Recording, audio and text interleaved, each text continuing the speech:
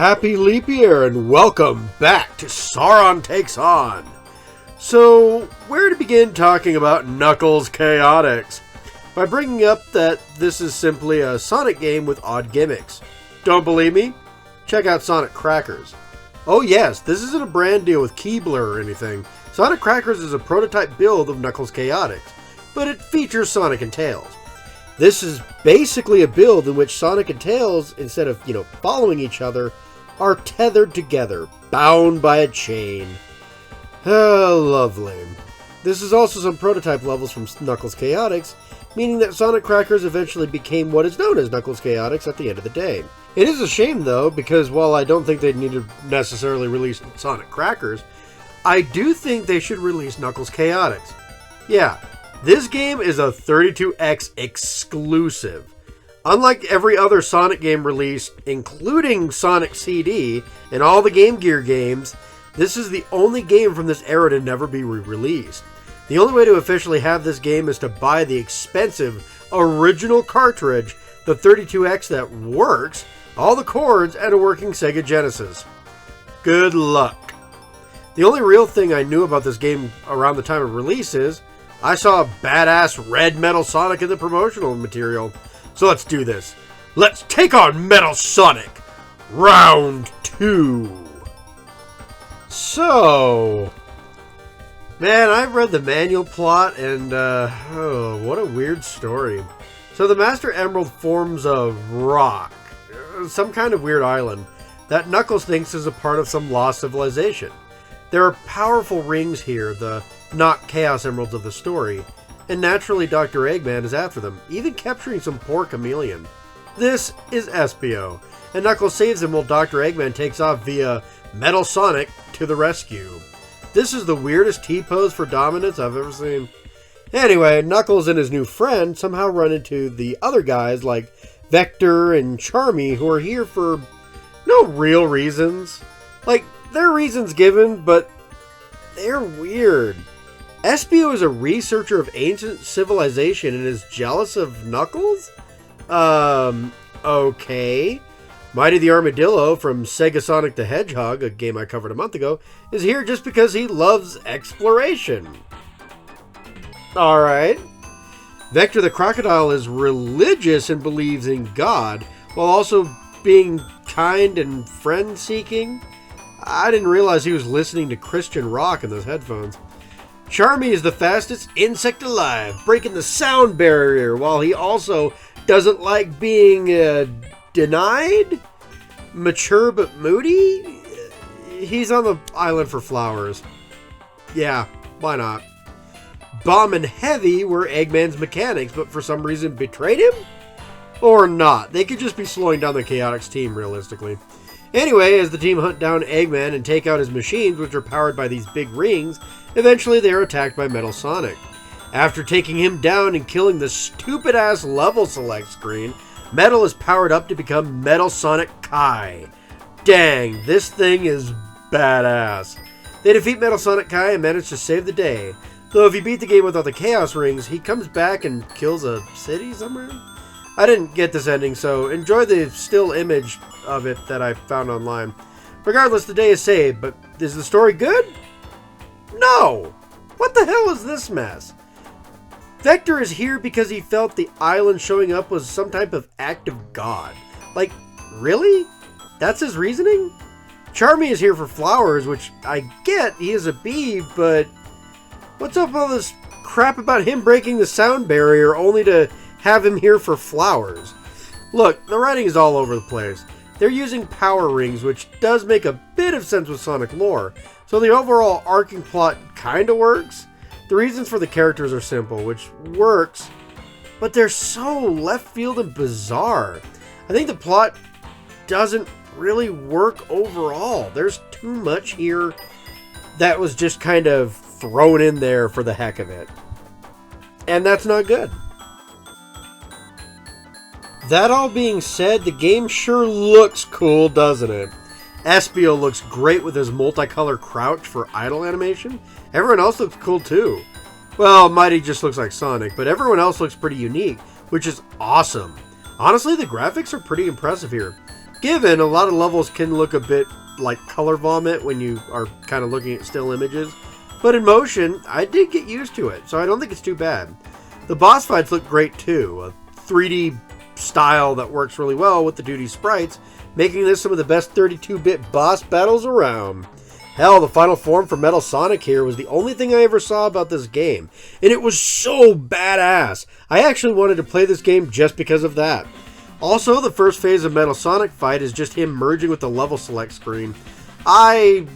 Yeah, the level select screen has a lot of RNG, it really sucks. So I'm happy to actually break and destroy it. That alone is almost worth the entire playthrough. Almost. Let's talk about the music though. There are different tracks for the time of day.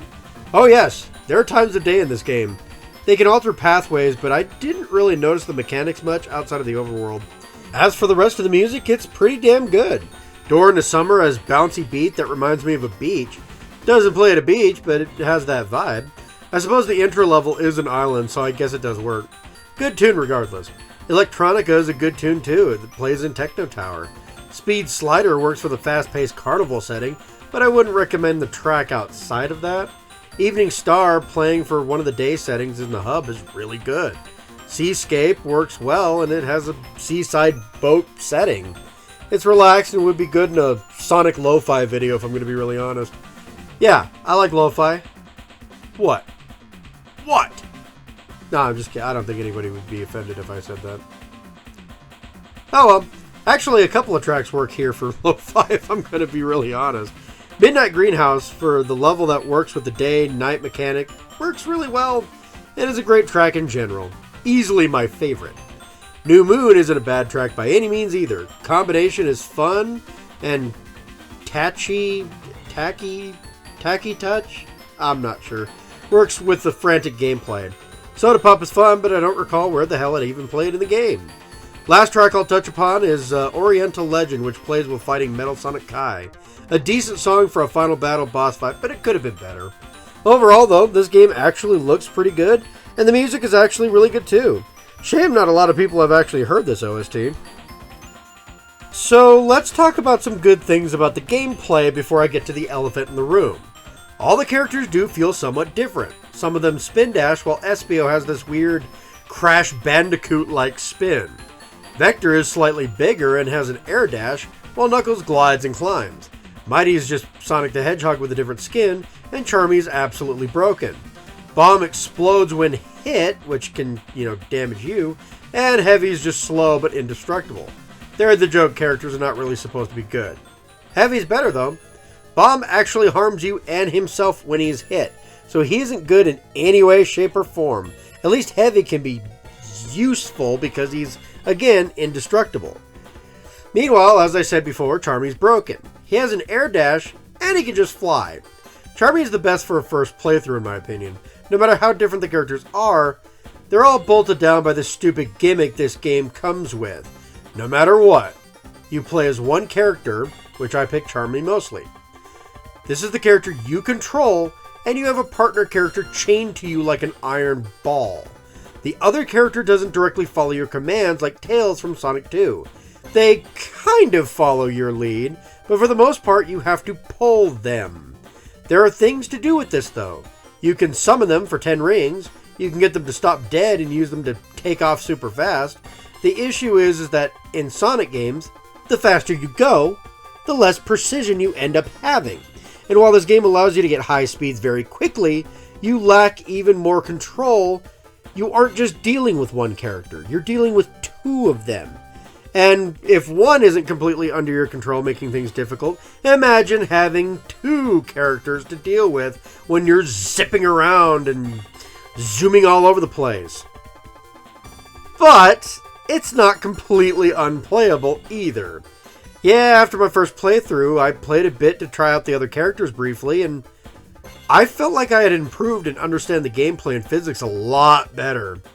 It's still a stupid gimmick and was completely unnecessary. The game would be better off without it. It makes gaining speed more complicated and even harder to control. But it does work at the end of the day. Now, given there really isn't much to these levels at all, They're very simple levels overall, and there isn't too much about them. Botanic Garden isn't too awfully bad. It changes levels between the day and night system, which you can see what time it is in the central hub. This, of course, means absolutely nothing unless you play the game multiple times, or, die a lot, which is kind of unlikely to happen, but I'll get into that in a bit. The central hub doesn't change, so you might not even notice that this is a mechanic. Speed Slider is a big climb with a downhill slope. That's basically it. It's carnival themed, that's kind of cool, right? Techno Tower is more of a vertical scale upwards, whereas Marina Madness has boats that you need to hit switches that allow you to move to different places. Amazing Arena is probably the best level of the bunch. You have to actually explore and find a clock with a switch, and you need to press that switch to beat the level. This is also the only level with mini-boss fights, with a weird Death Egg Robo-style boss, but it's just arms. You have to dodge while attacking a floating head. There are boss fights, but you need to go through a lot just to get to any of them. This is the major issue with the level design in Knuckles Chaotix. You have to play through 5 acts in each major zone. Botanic Garden has 5 levels of the same damn thing before you ever hit the boss fight. It gets worse.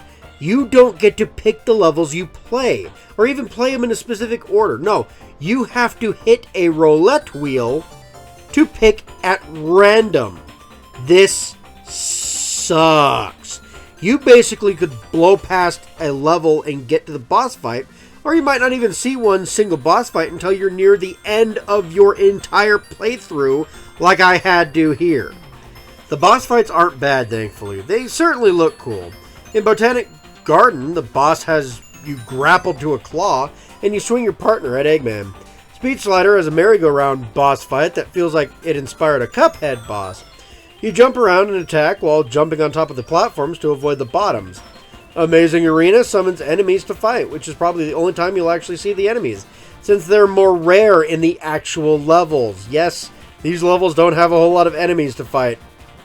Marina Madness has a crystal shield thing that can also attack you, but you have to deal, damage. It's actually a really cool fight. Techno Tower has a clunky mech that you end up fighting.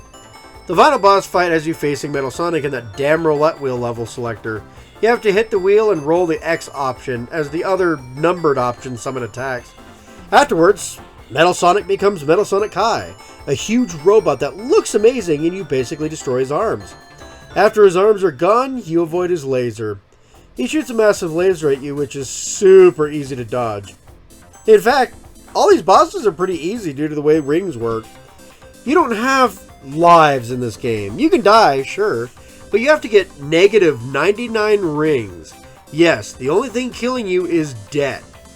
Anyway, I lost a lot of rings, but I never actually died in the game at any point in time. So why didn't I die? Well, that's because there's a crap ton of rings in every nook of nearly every level in this game, making the game even easier than it should be. That's probably why they got rid of lives, honestly, because it is super easy to collect 100 rings. And yeah, this is all because of the special zones and bonus stages, though. There are bonus stages you can find throughout the levels if you have more than 50 rings. These areas constantly drain your rings, but you get a chance at even more rings and items. This sucks, though, as you could honestly leave with much less rings than you ended up starting the stage with. If you reach the end of the level with 50 rings or more, however, you get a chance for a Chaos Ring. The more rings you have, the better here. Basically, if you enter the stage with just as many rings as you had in the level proper. This means if you enter the big ring with, let's say, 110 rings, that's what you have on the special stage to try and get to the Chaos Ring. The rings drain slowly, but you can always collect more while running through these stages. And if you don't collect enough blue orbs, you just keep going. The stage basically loops indefinitely until you run out of rings or collect enough blue orbs to pass on. Each Chaos Ring requires 2 stages each, and you have to beat them both before getting kicked out. If you don't, you'll have to restart from stage 1. The only thing that will drop you out of these stages instantaneously and without warning is a bottomless pit that is incredibly hard to see. Yes, there are bottomless pits here, and if you basically have to constantly avoid them while collecting blue orbs and rings. These are the bane of my runs with these. I hate how long the third ring took because there are so many bottomless pits to fall from, and those end your run for a chaos ring instantly. Everything else is super beginner friendly too, since again, as long as you have rings and don't fall down, you have infinite tries to get enough blue orbs. The stage just keeps repeating until you collect enough blue orbs in this maze-like area. Regardless, the normal levels shower you with rings, so this shouldn't be too awfully tough to get to these, because let's be real, these stages shower you with rings. No special secrets for getting them, you just get the better ending. But if you do get all the rings, they let you replay these special stages for more points. But the graphics are vector lines, making them way harder to navigate.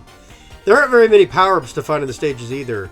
Some make your character bigger or smaller? Yeah, not doing much there. Some swap characters around. Okay. The blue ring that you can get, though, is kind of cool. Basically, when you take a hit, you spawn out bigger rings, making them easier to collect and get your ring counter back up.